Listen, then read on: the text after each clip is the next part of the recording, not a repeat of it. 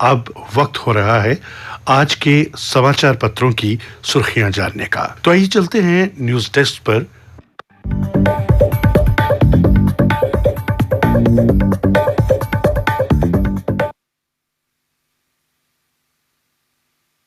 धन्यवाद शिव मोहन। तो श्रोताओं, आज लगभग सभी समाचार पत्रों में केंद्रीय बजट के बारे में ही अधिकतर समाचार छपे हुए हैं। कल वित्त मंत्री श्रीमती निर्मला सीतारमण ने वर्ष 2023-24 का बजट पेश किया। समाचार पत्र लिखते हैं, रक्षा, सड़क परिवहन एवं राजमार्ग, रेल, कृषि एवं किसान कल्याण मंत्रालयों पर विशेष ध्यान दिया गया है। इसके अतिरिक्त फार्मा उद्योग के विकास की योजना, पीएम आवास योजना, ईवी बनाने और अपनाने से जुड़ी योजना और पूर्वोत्तर के इंफ्रा विकास की योजनाओं को प्रमुखता से आवंटन हुआ है।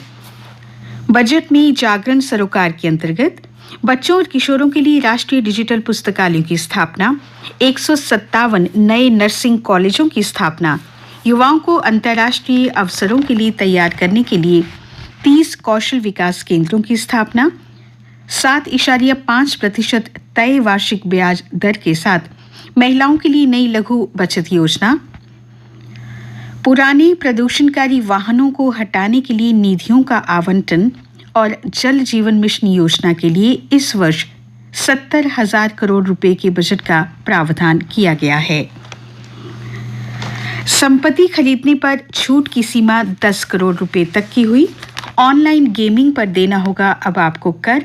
विदेशी टूर पैकेज पर कर बढ़ाकर 20% किया गया। निजी कर्मियों को 25 लाख तक की छूट मिली है। अवकाश भत्ते यानी लीव इनकैशमेंट पर कर छूट की सीमा 3 लाख रुपए से बढ़ाकर 25 लाख रुपए कर दी गई है। बजट में करदाताओं को राहत दी गई है। 7 लाख तक आय पर कोई टैक्स नहीं। नई टैक्स प्रणाली को ही दी जाएगी प्राथमिकता, लेकिन पुरानी टैक्स व्यवस्था भी जारी रहेगी। अग्निवीरों की कमाई होगी पूरी तरह से कर मुक्त।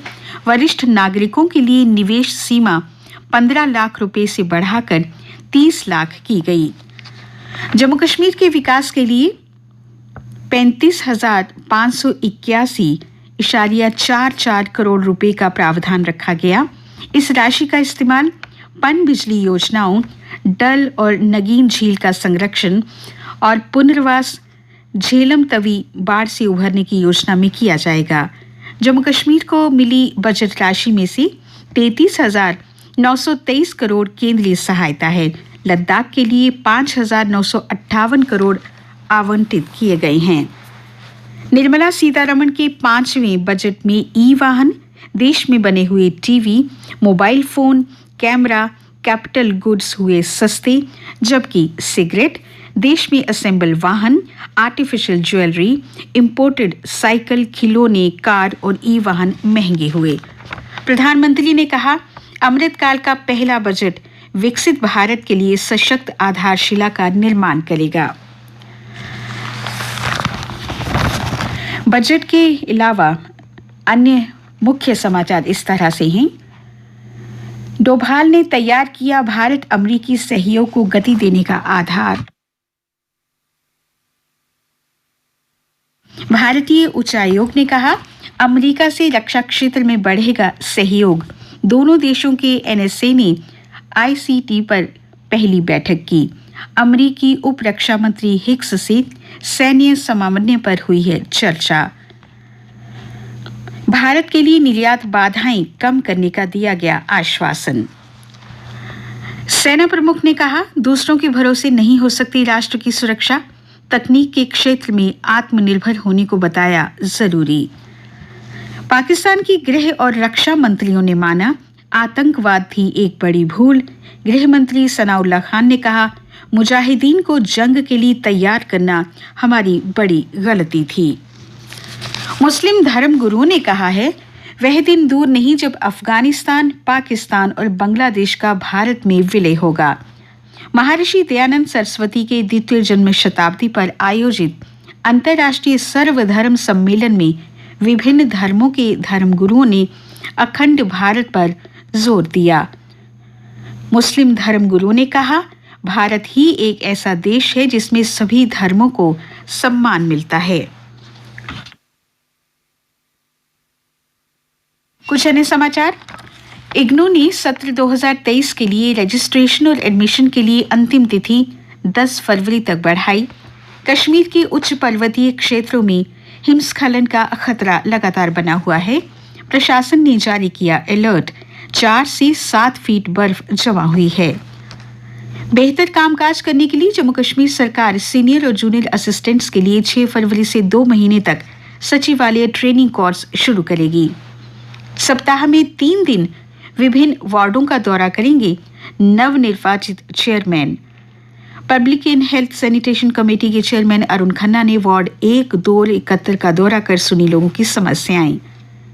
विदेशी स्वास्थ्य विशेषज्ञों के दल ने विजयपुर में बन रहे एम्स का दौरा किया। अनुसंधान और स्वास्थ्य से जुड़ी अहम जानकारियों का किया आदान प्रदान। क्षेत्रीय अंतर विश्वविद्यालय युवा महोत्सव अंतरनाद के दूसरे दिन साहित्यिक और ललित कला की हुई प्रतियोगिताएं। G20 शिखर सम्मेलन पर 14 विश्वविद्यालयों के छात्रों ने रखे अपने विचार। और यौन उत्पीड़न की शिकायत पर महिला कॉलेज नवा कदल श्रीनगर में एसोसिएट प्रोफेसर रफीक पीरजादा को निलंबित कर दिया गया है। खेल समाचारों की बात करें तो 3 मैचों की 2020 श्रृंखला भारत ने न्यूजीलैंड से 2-1 से जीत ली है। कल भारत ने 234 रन बनाकर बड़ा स्कोर बनाया और T20 में अपनी बड़ी जीत हासिल की। शुभमन गिल ने 63 गेंदों पर 7 छक्कों और 12 चौकों के साथ नाबाद 126 रन बनाए। समाचार पत्र ने शीर्षक दिया है, गिल है कि मानता नहीं। और इधर उमरान मलिक ने 148 किलोमीटर प्रति घंटे से अधिक रफ्तार से गेंदबाजी कर ब्रिस्वेल को क्लीन बोल्ड किया। अंडर 19 महिला 2020 विश्व कप जीतने वाली टीम को कल सचिन तेंदुलकर ने सम्मानित किया। मौसम विभाग के अनुसार कड़ाके की सर्दी से निजात मिलने के संकेत हैं। हालांकि 2 से 4 फरवरी के दौरान पहाड़ों पर हल्की बर्फबारी और वर्षा हो सकती है, लेकिन मैदानी इलाकों पर इसका असर नहीं होगा। आज जम्मू संभाग में बादल छाए रहने की उम्मीद है। तापमान कल का अधिकतम रहा 20.5 डिग्री सेल्सियस, न्यूनतम था 6.7 डिग्री सेल्सियस। आज सूर्यास्त शाम 6:05 पर होगा। सूर्योदय कल होगा 7:27 पर।